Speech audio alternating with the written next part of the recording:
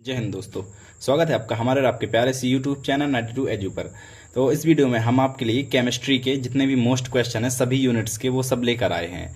जितने ही most question हैं unit one से यूनिट 6 तक उन सभी में से कुछ मोस्ट क्वेश्चन छांट कर लाए हैं। और ये नहीं बता रहा कि ऐसा क्वेश्चन आएगा, बस इस वीडियो में ये बता रहा हूँ कि आप इस टॉपिक को पढ़ लीजिए। जैसे इसमें पार्शियल डिफरेंशियल आंशिक अवकलन है तो आपको सिर्फ आंशिक अवकलन निकालना आना चाहिए, इसलिए ये वाला टॉपिक मैंने इसमें रखा है मोस्ट में।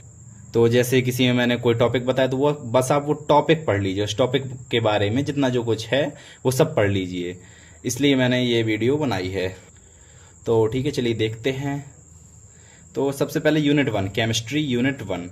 तो आपको लॉगरिथम एंड एंटी लॉगरिथम जो हिंदी मीडियम में इसमें लिखा है, लेकिन मैं साथ में इंग्लिश भी इसकी बोलता जाऊंगा जिससे इंग्लिश मीडियम वालों को भी कोई दिक्कत नहीं होगी। तो ठीक है, पहला क्वेश्चन लघुगणक और प्रतिलघुगणक को समझाइए, या फिर लॉगरिथम या फिर एंटी लॉगरिथम। तो इनकी परिभाषा उनके बारे में बताना है, क्या कैसा होता है इसमें वो सब बताना है। तो ये आप इन दोनों के बारे में पढ़ लीजिए।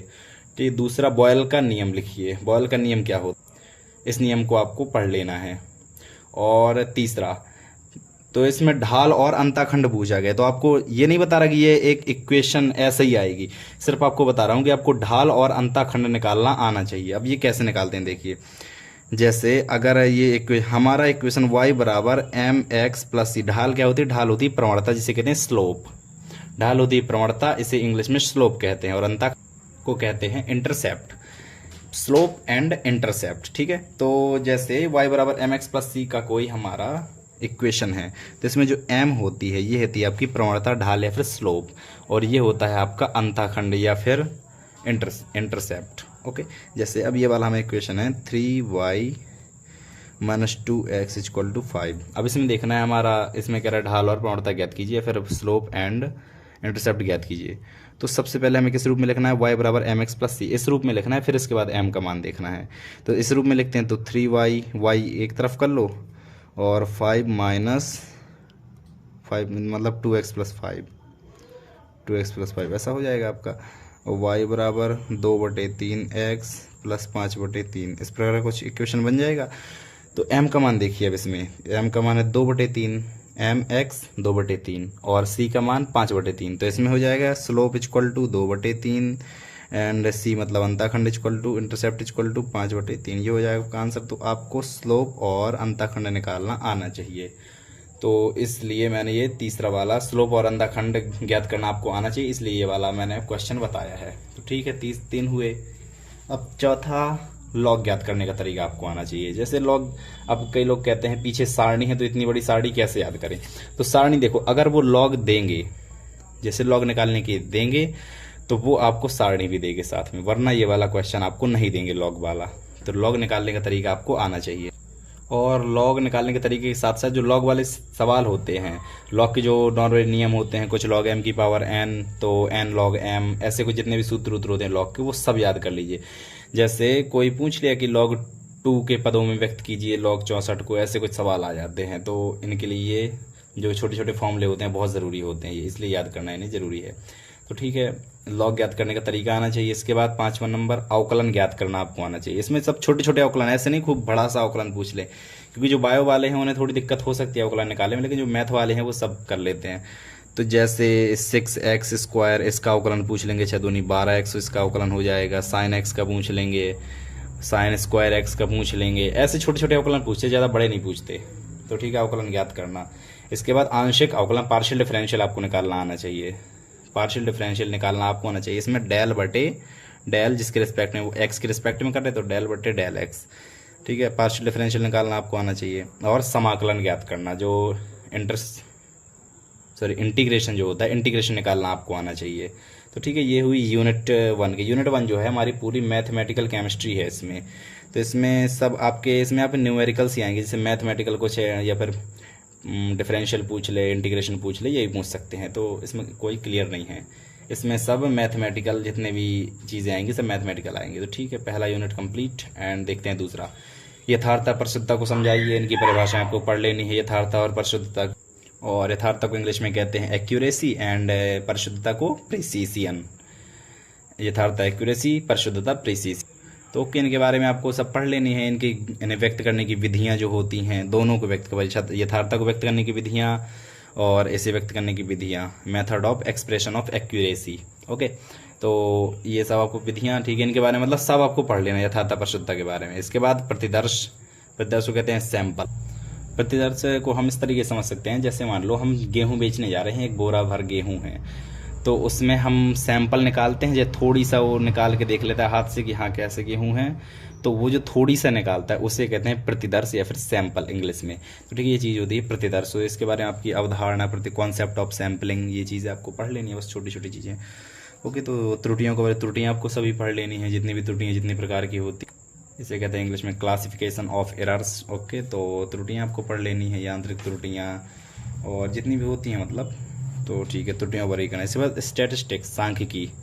स्टैटिस्टिक्स में आपको माध्य माध्यिका निकालना आना चाहिए। स्टैटिस्टिक्स में इससे एक क्वेश्चन ज़रूर आएगा, माध्य माध्यिका निकाल के इससे क्वेश्चन ज़रूर आएगा आपका। एक तो यथार्थता परिशुद्धता आ सकता है या फिर सांख्यिकी से माध्य माध्यिका। इसमें जितने भी क्वेश्चन आते हैं सब न्यूमेरिकल टाइप के आते हैं, जितने भी क्वेश्चन आते हैं, और फर्स्ट और सेकंड यूनिट न्यूमेरिकल टाइप ही है दोनों यूनिट, ठीक है। तो इसमें आपको माध्य माध्यिका निकालना आना चाहिए सांख्यिकी में। इनके जो फॉर्मूलेज होते हैं वो भी आपको, तो ठीक है। और सार्थक अंक भी आप थोड़ी पढ़ लीजिए। द्रव्यमान तथा भार में अंतर, ये भी ठीक है, द्रव्यमान भार के बारे में पढ़ लीजिए, इनमें अंतर भी पढ़ लीजिए, मतलब मास एंड वेट में। तो ओके, मोलरता, मोललता, नॉर्मलता, फॉर्मलता, मोल प्रवाह, पीपीएम, पीपी, ये सब आप 11-12 में पढ़ ही चुके हैं। मोलरता, मोलैरिटी, इनके बारे में मतलब इनकी परिभाषाएं और इनका सूत्र आपको पढ़ना है। शायद इनके न्यूमेरिकल्स भी दे सकते हैं, कोई क्लियर नहीं है, बट न्यूमेरिकल्स भी शायद इनके दे सकते हैं। ओके, तो molarity, molality, formality, normality, mole fraction and ppm मतलब पार्ट्स पर मिलियन, पार्ट प्रति मिलियन, और पीपीबी मतलब पार्ट पर बिलियन या फिर पार्ट्स प्रति बिलियन। ये हुए, इन सब की आपको परिभाषाएं पढ़ लेनी है, इनके फॉर्मूला जो होते हैं वो सब आपको पढ़ लेने हैं। ओके, तो 7वां नंबर मूलानुपाती सूत्र, आणविक सूत्र, ये दोनों आपको निकालना सीखने हैं। मूलानुपाती सूत्र और आणविक सूत्र निकालना आपको सीखने हैं। मूलानुपाती सूत्रों कहते हैं एम्पिरिकल फार्मूला और आणविक सूत्रों कहते हैं मॉलिक्यूलर फार्मूला। ये हो गया एम्पिरिकल फार्मूला, ये हो गया मॉलिक्यूलर फार्मूला। इसके बाद रासायनिक रस समीकरण मिति या फिर केमिकल स्टोक्योमेट्री, केमिकल स्टोक्योमेट्री, रासायनिक रस समीकरण मिति, इसके बारे में आपकी थोड़ा सा पढ़ लेना है। इसमें इतना कुछ खास नहीं, इसमें एक आपकी ये मोलरता इनसे आ सकते हैं न्यूमेरिकल्स बेस्ड, और माध्य माध्यिका बहुलक, ये भी ठीक है। मूलानुपात सूत्र, आणविक सूत्र, हाँ शायद कुछ क्लियर नहीं है इनका, लेकिन मोलरता और ये माध्य माध्यिका तो इनकी शायद इंग्लिश नहीं बताई। माध्यिका मतलब, माध्य इंग्लिश में मीन कहते हैं और माध्यिका को मीडियन कहते हैं।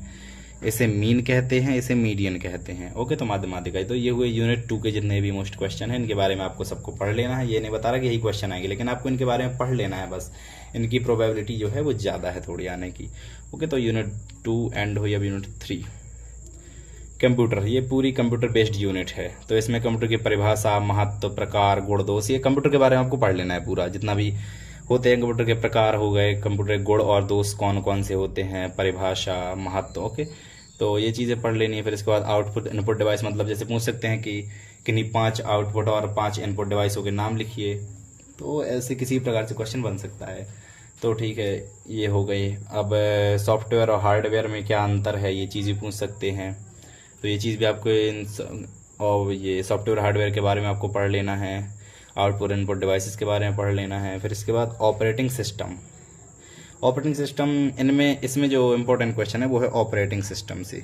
इसमें जो ऑपरेटिंग सिस्टम के टाइप होते हैं, लिनक्स ऑपरेटिंग सिस्टम, ये चीज़ मोस्ट है, सबसे ज़्यादा यही चीज़ मोस्ट है, लिनक्स ऑपरेटिंग सिस्टम।